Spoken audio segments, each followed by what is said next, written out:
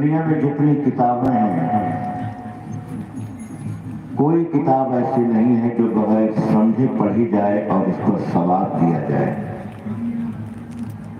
صرف قرآن ایک ایسی کتاب ہے کہ اگر انسان سمجھ کر پڑھتا ہے تب بھی ثواب ہے، اور اگر سمجھ کے نہیں پڑھتا صرف قرآن سنتا ہے تب بھی ثواب ہے.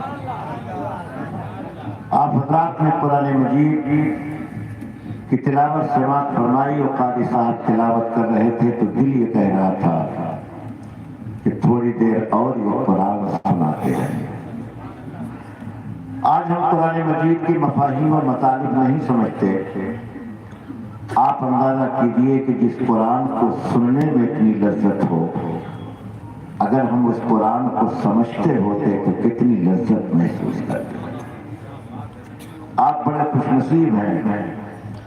اور قاری صاحب پڑھ رہے تھے، آپ کے دل میں یہ تمنا بھی مچلتی رہی ہوگی کہ کاش ہمارا بھی بیٹا قاری قرآن ہوتا، اور جس طرح قاری صاحب کے ماں باپ نے انہیں قاری قرآن بنایا ہے.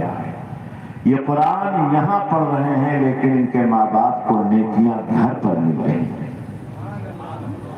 حافظ محمد ہاشم صلی اللہ علیہ وسلم نے اسی نیت سے آج کا یہ جلسہ قائم کیا ہے، اور مدرسہ غوثیہ تعلیم القرآن کا قیام عمل میں آیا ہے تاکہ اسی طرح قرآن پڑھنے والے آپ کے گھروں میں پیدا ہوں.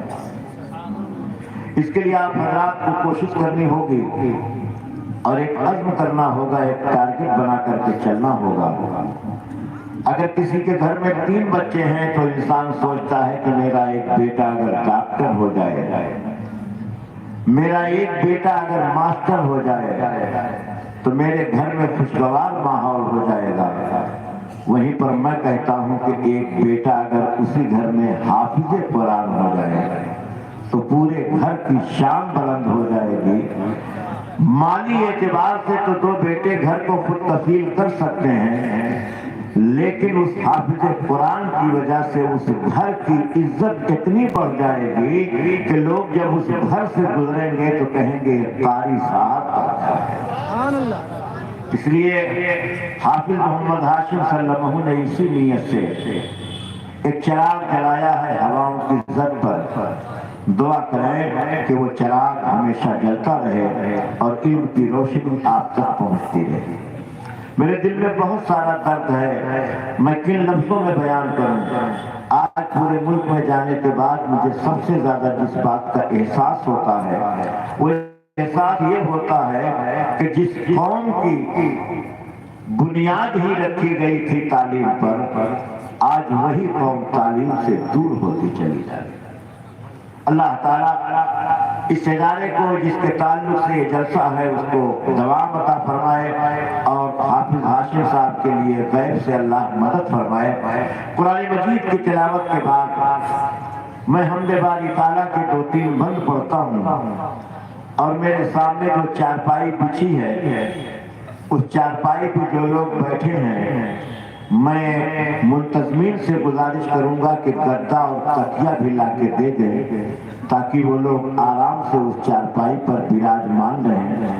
اس لیے کہ کم از کم اس چارپائی پر بیٹھنے والے یہ تو مجھے بتائیں گے کہ انہوں نے اپنے گھر سے ادب کا کون سا طریقہ سیکھا ہے.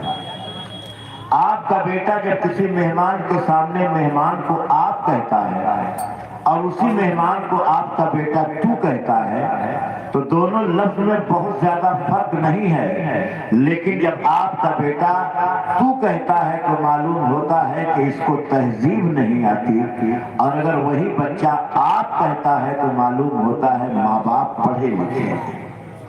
تو جو حضرات اپنے عمل سے اپنے گھر کا پتہ دے رہے ہیں میں ان سے گزارش کروں گا کہ اپنے عمل سے اپنے گھر کا پتہ نہ دیں. محترم قاری محمود عالم صاحب تشریف لائے ہیں، ہماری جماعت کے انتہائی ذمہ دار، انتہائی مبلغانہ ذہنیت کے مالک ہیں. اللہ تبارک و تعالیٰ قاری صاحب کی عمر میں برکتیں پیدا فرمائے. دیکھیے کبھی کبھی ایک چراغ پورے علاقے کو روشنی عطا کر دیتا ہے. میں نے اشٹی کو آج کے 40 سال پہلے بھی نام سنا تھا، اشٹی کو 25 سال پہلے بھی میں نے دیکھا تھا، اشٹی کو میں آج بھی دیکھ رہا ہوں۔ قاری محمود صاحب کی شکل میں سرکار غوث اعظم شیخ عبد القادر جیلانی، سرکار خواجہ غریب نواز، سرکار مرحوم پاک کا فیض ہے کہ ہمارے قاری صاحب کی شکل میں ایک چراغ ہدایت، ایک چراغ محبت وہاں ایسا جلا ہے کہ اس کی روشنی ہر گھر میں موجود ہے۔ اس لیے آپ ایسے لوگوں کی عزت کیا کریں، ایسے لوگوں کی قدر کیا کریں۔ اب میں آپ حضرات کو حمد باری تعالیٰ کی 2-3 بند سناتا ہوں، آپ لوگ اس طرح سنیے گا کہ معلوم ہو کہ آپ حضرات سمجھ بھی رہے ہیں اور ایسا محسوس ہو کہ میں پڑھ رہا ہوں تو مجھے پڑھنے میں بھی اچھا محسوس ہو۔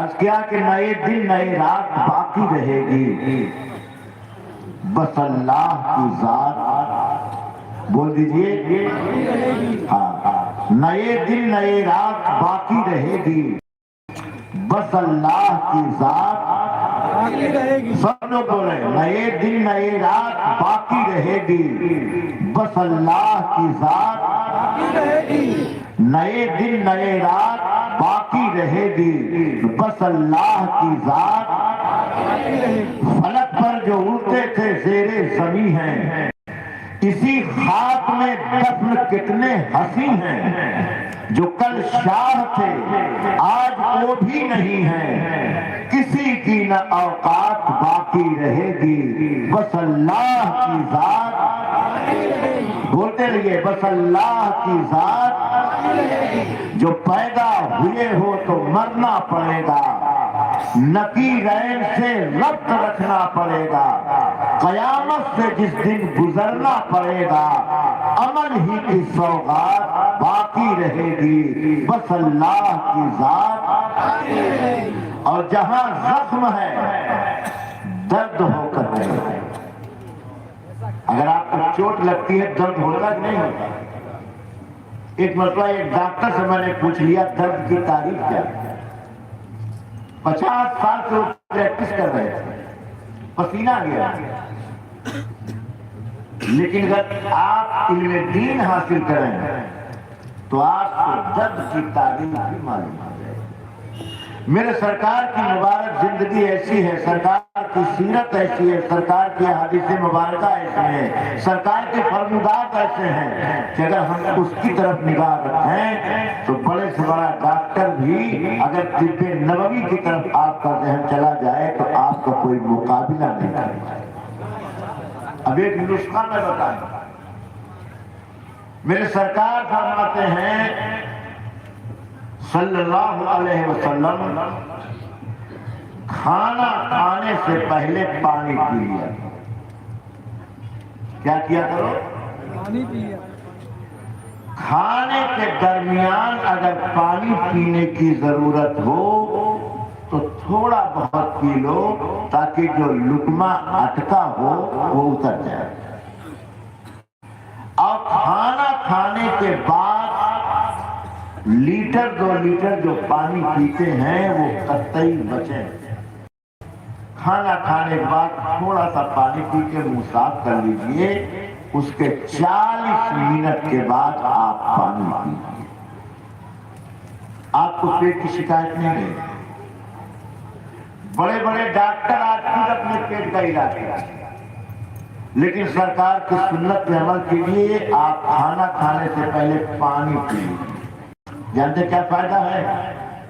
کہ اگر آپ کو 5 نان کھانی ہے تو 2 ہی پہ کام چل جائے، لیکن یہاں تو جوش رہتا ہے کہ 7 سے کم پہ اٹھیں گے۔ اب کبھی کبھی دعوتوں قاری صاحب مقابلہ ہوتا ہے، دیکھتے ہیں آج بازی کون مارتا۔ آپ نے سنا ہوگا قصبوں میں دیہاتوں میں کسی کا نام بسو رکھ دیتے ہیں، جانتے جائیں کبھی شادی میں 20 نان کھا جاتا ہے۔ اس لیے دیکھیے جتنا ہی کم کھانا کھائیں گے اتنی ہی اچھی زندگی آئے گی۔ ہمارے سرکار صلی اللہ علیہ وسلم نے جس طرح زندگی گزاری ہے، کھانا جب بھوک لگے تب کھائے، یہاں تو معاملہ کی اسٹارٹ ہونا چاہیے۔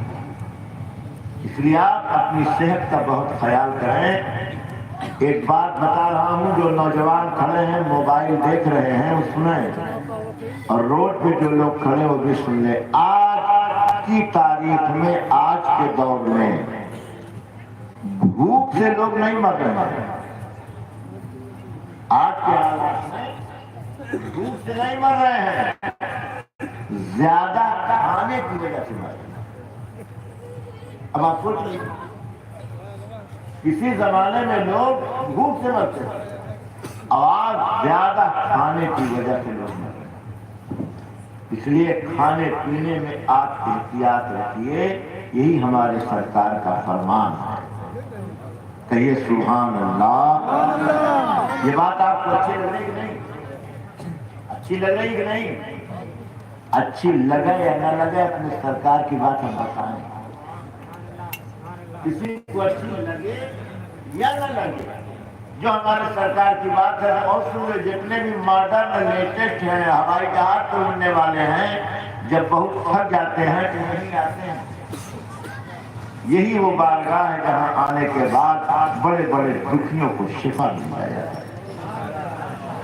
فلک پر جو اڑتے تھے زیر زمیں ہے، جہاں زخم ہے درد ہو کر رہے گا، رخ زندگی زرد ہو کر رہے گا، لہو گرم ہے سرد ہو کر رہے گا، نہ گرمی نہ برسات باقی رہے گی، بس اللہ کی ذات باقی رہے گی، بس اللہ کی ذات، ادھر والے بس اللہ کی ذات۔